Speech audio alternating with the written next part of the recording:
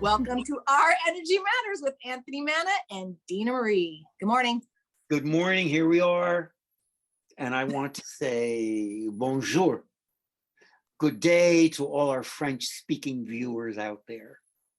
And it's my honor to be with my friend Dena Marie. We meet weekly on Zoom to talk about our discoveries about ourselves, our relationships. And I always come up with a piece of writing that I like because it opens me up in a way that I need to do that as a writer, because I am working on another story. I've had to put it aside for so many weeks, many months right now, because my partner and I are dealing with the passing of a brother. So we're going to get back to it. And I'm looking forward to getting back to the writing. But so these are nice transitions for me. And when Dena Marie says, welcome to Our Energy Matters, I say here, indeed, our energy matters. As I begin to grasp your, Dena Marie's, uplifting spin on energy's dynamism, I am gobsmacked alerted to the ever-widening reach of the energy matters, propositions, invitations, lure, and bidding infused throughout our Energy Matters, the Art of Crystal Reading, your book and training manual of celestial wonder and soul-searching empowered counsel.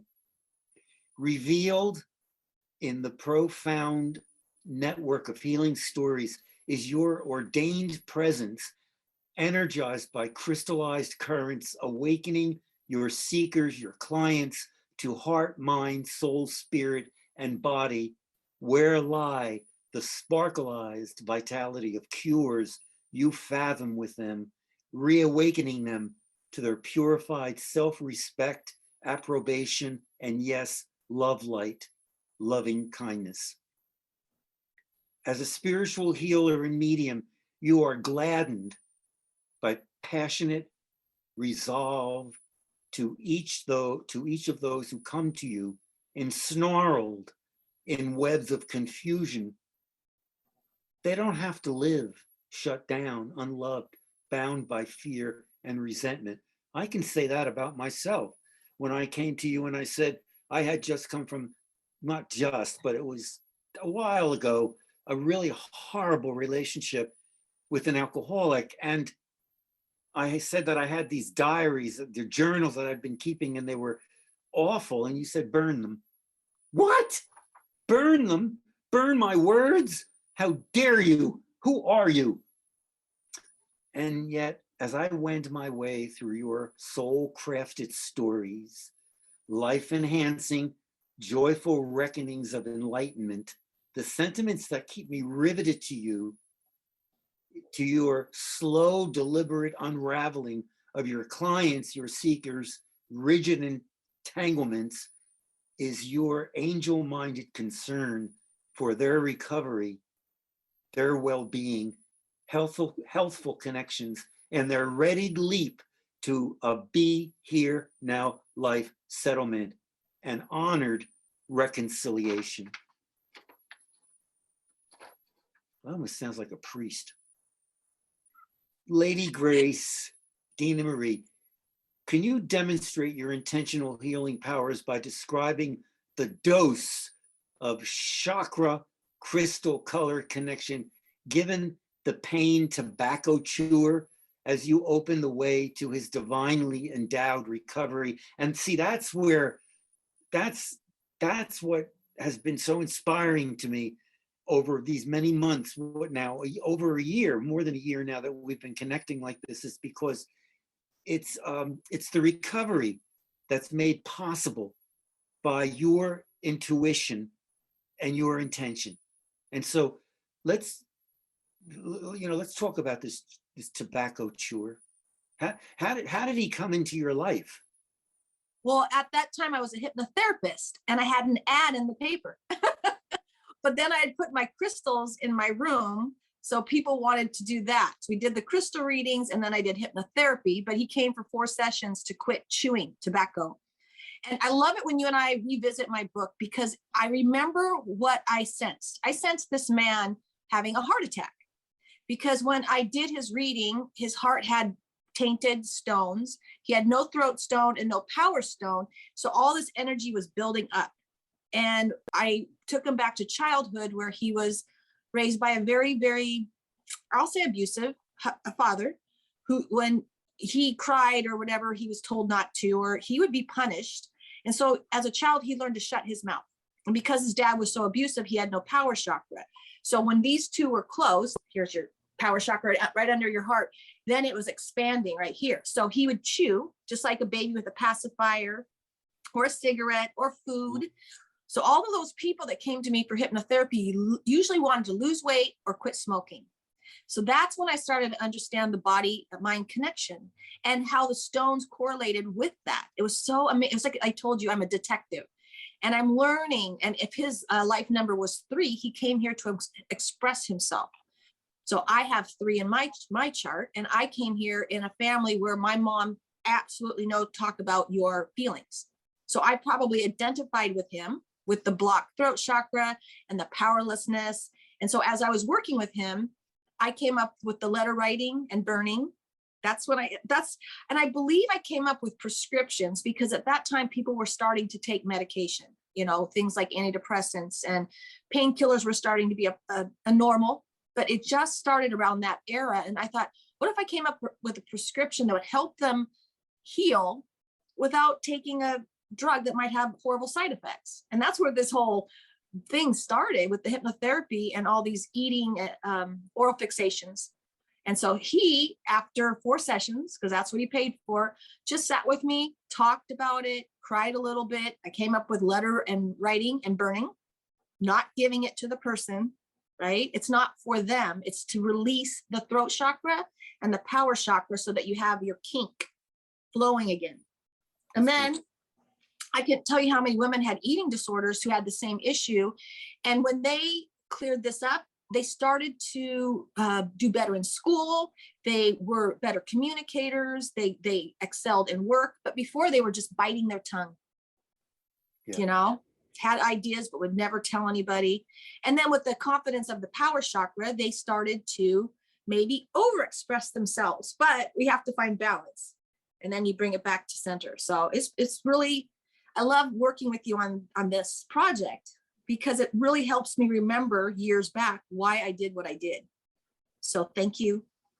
In a way, it's so simple, but yet it's also very complex, because when we go back that far, especially let's say for a man my age, where I still remember, I still remember my father's disappointment, let's say, and that I was not going to be the sports guy that he wanted so much, because he himself was an advocate for sports people, boxers and wrestlers.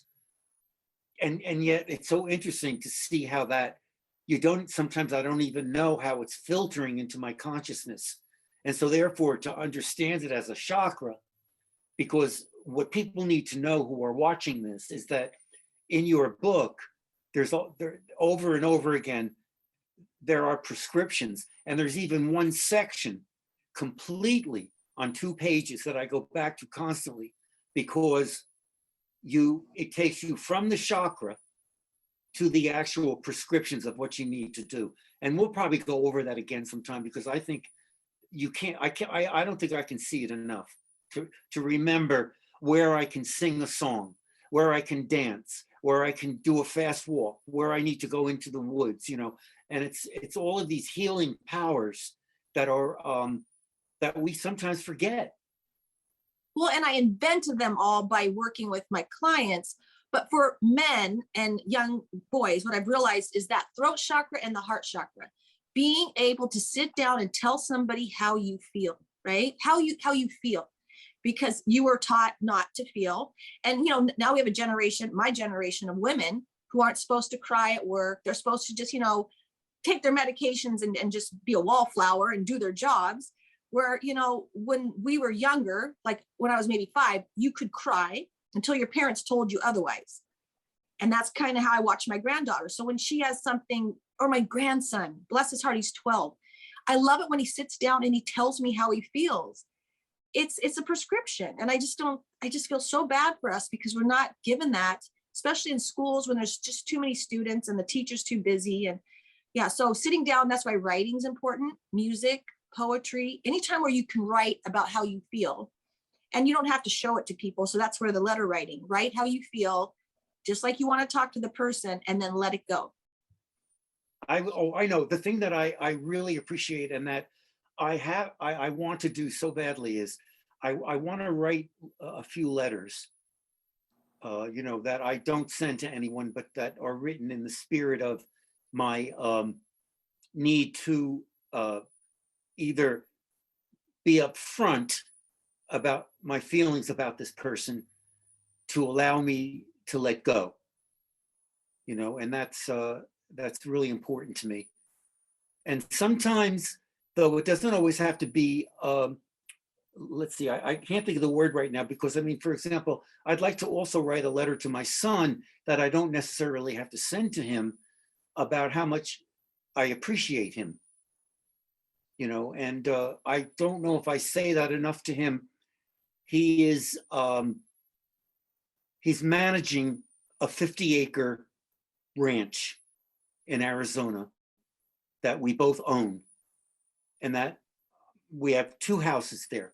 One of the smaller home is mine, and then his home, and it's a constant network of work because they're unpaved roads. It's very rugged, and there are animals that come and want to cause harm because they're predators, you know, and it goes on, and I just I want to write this letter, and then because then it'll give me more of an insight into what I can say to him when I talk to him the next time about wanting to remember that, especially because we're coming to the end of another year, you know, and it's like, you know, time for resolution.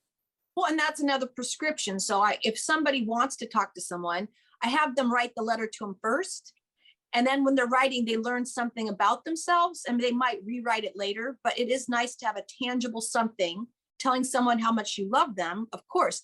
But also, when you're writing, you have to remember, and this is what I learned with hypnotherapy, that if you have children and you're having issues with them at a certain age, go back to that age, your age, and what you were doing at that time in your life. And it may be all about you, and maybe you need to forgive yourself. You know, I have a lot of clients come to me because they're 8-year-old or they're 12-year-old or they're 15-year-old having issues. And if I go back to that time in their life, they were having trauma, unresolved trauma. So we work on that. And then the relationship between their children gets better. Oh, wow. That you just brought back a memory. It's like, I'll be quick about this because I don't want it to be true confessions. Otherwise, we'll turn it into a sitcom. But it's just like, here I was throughout my 4 years of high school, just Mr. Popularity, Mr. Wit. People would just like roll over in laughter because of me, because I was like this born comedian. And then it came time to graduation. And here I was in this very private Catholic school. They're going to Harvard. They're going to Yale. They're going to NYU. And I'm going nowhere. And I panicked. I'm going to stop right there, because that sense of panic sometimes comes back to me of, my God, where am I going? Why am I doing this? You know, and then it could become an overachievement, because I lost so much in those years of giving into myself, my own ego, and not learning. I wasn't learning anything. You know, I don't even remember. Sometimes people said, you did take a French course, didn't you? And I go, I did. Oops. Oops. Well, we were talking about, it's in the book, it's a time travel, it's reflection. You know, you don't want to sit in the past for sure. But if you're having an issue with this time in your life right now, and you can go back and figure out when you started that behavior. And then, like I said, you go into the future. How do I want to, I want to enjoy life more. I don't want to perform so much. I don't need to perform so much, right? Because you're good enough just the way you are. And then you come to the present moment. And when you feel that anxiety or that pressure, you might need to do nothing and just relax and be okay with not performing or being good enough. And then you get healthier. Yeah, no, I love that. I mean, I think that's exactly how it works. And I'm always relearning that as a life lesson. So I know we're coming to an end of this, but I just think that the healing stories, you know, I keep coming back to you and saying, can we feature another healing story? Because they, as I said to you in our phone conversations, the healing stories take what could be considered somewhat mystical almost, chakras and crystals and stuff, but then it becomes absolutely concrete and accessible in the stories. Yeah, and because I worked with children, it was, maybe that's why it was so successful, because I came off as a mother, a healer, but not as a someone who knows more than you, right? Because I was learning along with everybody else. So it was super lovely time, and I really miss it. But you give me a little bit of my past, and I'm reincorporating that in my now. So Yeah. you and I are going to do a radio show again. And this Friday will be Our Energy Matters with Anthony, Manna, and Dena Marie on Lift Your Spirits Radio in Seattle, 8 a.m. Pacific Standard Time. And then we'll also do the New Year's Eve show. I'm so excited. Yeah, me too. You know, and then and I like the fact that what you've invited me to do is to read some of my writing, you know, that because I've produced a lot, and going back into my archive, as it were, you know, it's going to be interesting to see how, you know, where I started. And I know the first piece that I ever wrote is about being at a threshold. Folks, if you want to learn more about Dena Marie and what she offers in the way of healing, go to dena-marie.com. My website is anthonymannabooks.com. anthonymannabooks.com. It's MANNA. And you'll find there in the media section, you'll find my interview with Dena Marie and my interview with a lot of other people, teachers, healers, philosophers. Knowing that I'm going to be back on your radio station immediately lifts my spirits, because I want to tell everybody that you do such a nice job of bringing people from all walks of life, as my father used to say, and show them forth for what they offer, singers, philosophers, religious people, and it's a great place to go. So I'm looking forward to that in a week's time. Thank you very much. Thank you. And joining us will be a 16-year-old that I did chakra readings with. She's 30 now, but I did chakra readings with her at 16, and her story is amazing. So she'll be joining us at the beginning. We'll be playing her new song. So I look forward to talking with you on Friday. Great. Okay. All right. Talk to you soon, everybody. Farewell. Everybody be safe and healthy. Bye-bye. Bye.